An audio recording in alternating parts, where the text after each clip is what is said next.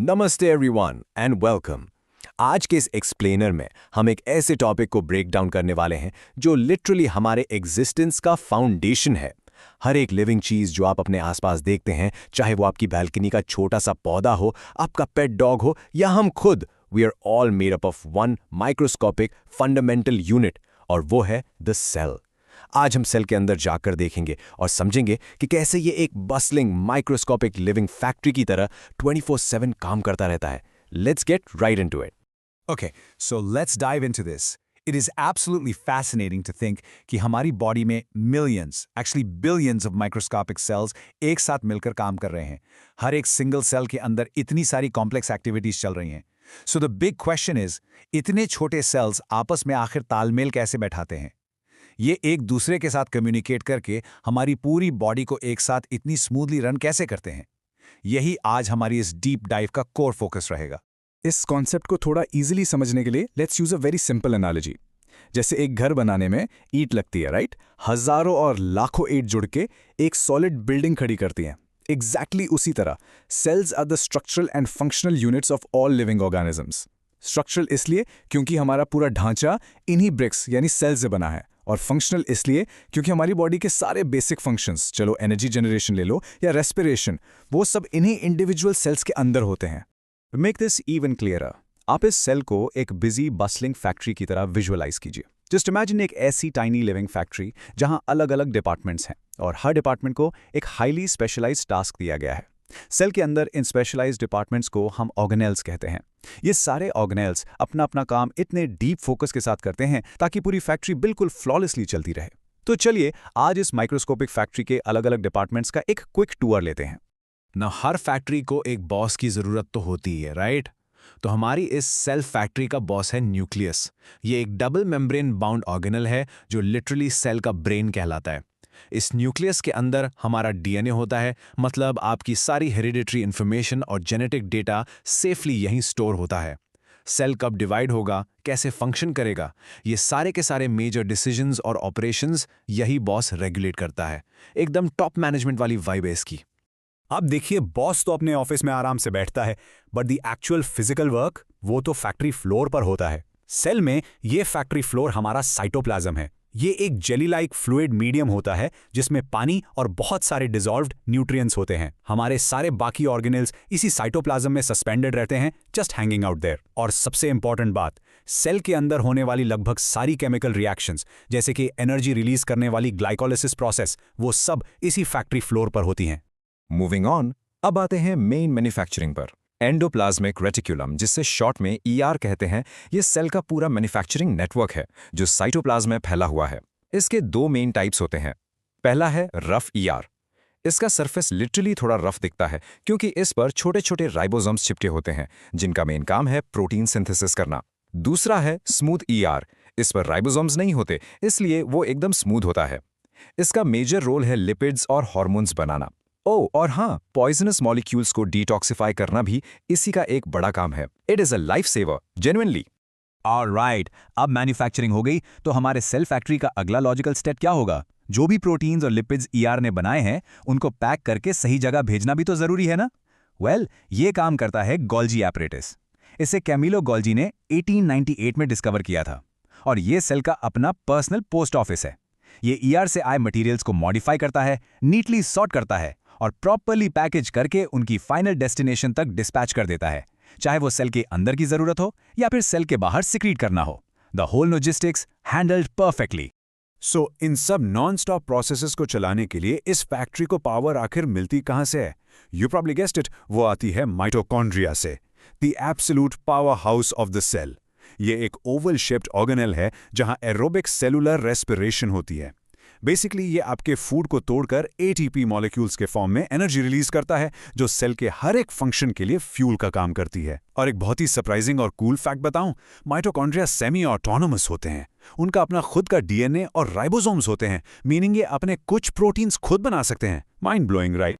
Obvious सी बात है, जहां इतना सारा हैवी मैन्युफैक्चरिंग और हैवी लिफ्टिंग चल रहा है वहां वेस्ट भी जनरेट होगा। उस वेस्ट को इफेक्टिवली मैनेज करता है सेल का क्लीनअप क्रू, यानी हमारे lysosomes.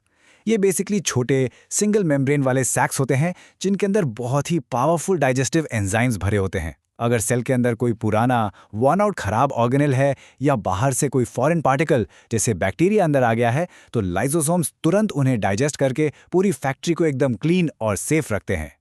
Let's shift gears for a second और देखते हैं कि ये स्ट्रक्चर्स कैसे बदलते हैं जब हम सिर्फ पेड़ पौधों यानी प्लांट सेल्स की बात करते हैं। प्लांट सेल्स में एक एकदम एक्सक्लूसिव स्पेशल डिपार्टमेंट होता है जिसे हम प्लास्टिड्स कहते हैं। ये डबल मेम्ब्रेन बाउंड ऑर्गेनेल्स हैं जो एनिमल सेल्स में तो बिल्कुल नहीं पाए जाते। इनके अलग अलग टाइप्स होते हैं। क्लोरोप्लास्ट सबसे फेमस हैं क्योंकि इनमें ग्रीन पिगमेंट क्लोरोफिल होता है और ये फोटोसिंथेसिस का मेन साइट है जहां प्लांट्स अपना खाना खुद बनाते हैं। फिर आते हैं ल्यूकोप्लास्ट्स जो कलरलेस होते हैं और स्टार्च, प्रोटीन्स और फैट स्टोर करते हैं, जबकि क्रोमोप्लास्ट का काम है फ्लावर्स और फ्रूट्स को वो ब्यूटीफुल रेड, येलो और ऑरेंज कलर्स देना। अब हर बड़ी फैक्ट्री में एक्स्ट्रा सामान स्टोर करने के लिए स्टोरेज टैंक्स की तो जरूरत होती ही है। सेल्स में इन स्टोरेज टैंक्स को वैक्यूल्स कहते हैं। ये simple membrane bound fluid filled structures होते हैं जिसमें वाटर, फूड और वेस्ट प्रोडक्ट्स आराम से स्टोर होते हैं। अब प्लांट सेल्स में ये वैक्यूल्स लिटरली बहुत बड़े होते हैं और सेल को एक प्रॉपर शेप, टर्जिडिटी और रिजिडिटी प्रोवाइड करते हैं। वहीं दूसरी तरफ अगर हम एनिमल सेल्स की बात करें तो ये या तो बहुत छोटे होते हैं या फिर कंप्लीटली एब्सेंट ही होते हैं। तो अगर हम अब तक की एक क्विक समरी करें तो एक प्लांट सेल और एनिमल सेल में काफ़ी मेजर स्ट्रक्चरल डिफरेंसेस हैं। सोचिए, प्लांट्स एक ही जगह खड़े रहते हैं, हार्श वेदर फेस करते हैं, इसलिए उन्हें एक्स्ट्रा प्रोटेक्शन चाहिए ही चाहिए। इसी वजह से उनके पास एक फ्रीली परमेबल रिजिड सेलुलोज की बनी सेल वॉल होती है जो उन्हें शेप और एक्स्ट्रा सेफ्टी देती है। एनिमल सेल्स में इंक्लूडिंग आर्स ये सेल वॉल नहीं होती। साथ ही जैसा हमने अभी देखा, प्लांट सेल्स में प्लास्टिड्स और लार्ज वैक्यूल्स होते हैं जो एनिमल सेल्स से टोटली मिसिंग या नेग्लिजिबल होते हैं। अब जब हमें स्ट्रक्चरल यूनिट का कॉन्सेप्ट अच्छे से समझ आ गया है तो देखते हैं ऑर्गेनिजम्स एक्चुअली डिवाइड कैसे होते हैं। यहाँ डिवीजन ऑफ लेबर का एक बहुत ही इंटरेस्टिंग कॉन्सेप्ट आता है। देखो, कुछ ऑर्गेनिजम्स सिर्फ एक सिंगल सेल से बने होते हैं जिन्हें हम यूनिसेल्युलर ऑर्गेनिजम्स कहते हैं, जैसे कि अपना अमीबा। यहाँ बेचारे एक ही सेल को सारे फंक्शंस, खाना, डाइजेस्ट करना, रिप्रोड्यूस करना सब अकेले ही परफॉर्म करना पड़ता है, इसलिए इनकी लाइफ स्पैन जनरली शॉर्ट होती है। दूसरी तरफ हम आते हैं प्लांट्स, फंगी और एनिमल्स जो कि मल्टी सेल्युलर होते हैं। इनमें प्रॉपर डिवीजन ऑफ लेबर होता है, सारे सेल्स स्पेसिफिक फंक्शंस के लिए स्पेशलाइज्ड होते हैं, इसलिए इनकी लाइफ स्पैन भी नेचुरली लंबी होती है। सेल्स को उनके बेसिक आर्किटेक्चर यानी उनकी बनावट के आधार पर भी दो कैटेगरीज में बांटा जाता है।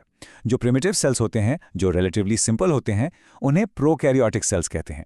इनका न्यूक्लियर रीजन वेल डिफाइंड बिल्कुल नहीं होता और इनमें मेम्ब्रेन बाउंड ऑर्गेनेल्स भी एब्सेंट होते हैं। बैक्टीरिया इसका एक क्लासिक एग्जाम्पल है। दूसरी तरफ यूकैरियोटिक सेल्स आते हैं जिन्हें हम इस एक्सप्लेनर में डिटेल से डिस्कस कर रहे हैं। ये कॉम्प्लेक्स होते हैं, इनमें एक प्रॉपर्ली डिफाइंड और मेम्ब्रेन एनक्लोज न्यूक्लियस होता है और पूरी तरह से डेवलप्ड ऑर्गेनेल्स मौजूद होते हैं। Now, what's really interesting about this next topic is something you've probably wondered about. हमने देखा कि लाइसोसोम्स एक efficient cleanup crew है, right? पर एक बहुत ही crucial सवाल है जो एग्जाम्स में बार-बार पूछा जाता है। इन लाइसोसोम्स को सेल के suicide bags क्यों कहा जाता है? I mean, ये थोड़ा एक्सट्रीम टर्म लग रहा है एक माइक्रो ऑर्गेनेल के लिए, isn't it? Let's break this down. इसका लॉजिक एक्चुअली बहुत ही सिंपल पर एलिगेंट है। देखिए, लाइसोसोम्स सिंगल मेम्ब्रेन सैक्स हैं जिनके अंदर पोटेंट यानी इंसेनली पावरफुल डाइजेस्टिव एंजाइम्स भरे होते हैं। उनका बेसिक काम सेल की वेस्ट और फॉरेन पार्टिकल से रक्षा करना है। लेकिन कभी-कभी किसी फिजिकल या केमिकल डैमेज की वजह से जब सेल ठीक से काम करना बंद कर देता है और उसे रिपेयर नहीं किया जा सकता, तब एक क्रेजी चीज होती है। ये लाइसोसोम्स इंटेंशनली बर्स्ट हो जाते हैं और इनके पावरफुल एंजाइम्स अपने ही डैमेज सेल को पूरी तरह डाइजेस्ट कर लेते हैं ताकि आसपास के हेल्दी सेल्स को कोई नुकसान ना पहुंचे। इसी ड्रामेटिक सेल्फ डिस्ट्रक्ट मैकेनिज्म के कारण इन्हें practically suicide bags of the cell कहा जाता है। सो हमने अंदर का पूरा फैक्ट्री ऑपरेशन समझ लिया, पर यहाँ एक अल्टीमेट सवाल बचता है, एक सेल आखिर अलाइव कैसे रहता है? एसेंशियल सब्सटेंसेस जैसे खाना, पानी और ऑक्सीजन इस माइक्रोस्कोपिक फैक्ट्री के अंदर जाते कैसे हैं और वेस्ट बाहर कैसे आता है? इस पूरे प्रोसेस को रेगुलेट करता है सेल मेम्ब्रेन, जिसे प्लाज्मा मेम्ब्रेन भी कहते हैं। ये आउटर कवरिंग सिलेक्टिवली परमिएबल होती है, जिसका सिंपल सा मतलब है कि ये सिर्फ कुछ जरूरी सॉल्यूट्स और आयंस को ही अंदर बाहर आने जाने देती है, एक बाउंसर की तरह। लेकिन ये एक्चुअली मॉलिक्यूलर लेवल पर काम कैसे करती है? मूवमेंट ऑफ सब्सटेंसेस मेनली दो प्रोसेसेस के थ्रू होता है।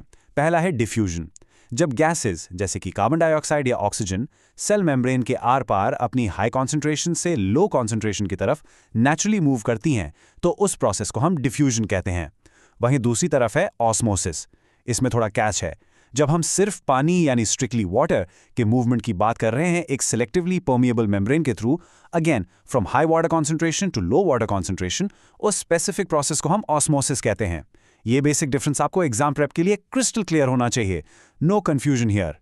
ये सब कुछ इन डिटेल समझने के बाद एक बहुत ही प्रोवोकेटिव थॉट माइंड में आती है जो इन सोर्स मटेरियल्स में हाईलाइट की गई है। डू सेल्स लिव फॉरएवर और डू दे डाई? यानी क्या हमारी ये माइक्रोस्कोपिक फैक्ट्री हमेशा एक ही जैसी चलती रहती है? वेल, द रियलिटी इस फैक्ट्री के अंदर पुराने सेल्स कंटिन्यूअसली मरते हैं और सेल डिवीजन के थ्रू नए सेल्स बनते ही रहते हैं। आपकी पूरी बॉडी अपने आप को रेगुलर इंटरवल्स पर माइक्रो लेवल पर लिटरली रिन्यू करती रहती है। कितना अस्टॉनिशिंग है ना ये कंटिन्यूअस लाइफ साइकिल जो इसी वक्त हर पल हमारे अंदर चल रहा है। So the next time you think of life, remember, it all starts right here, in this tiny, breathtaking living factory. Keep learning and keep visualizing these complex concepts. Catch you next time.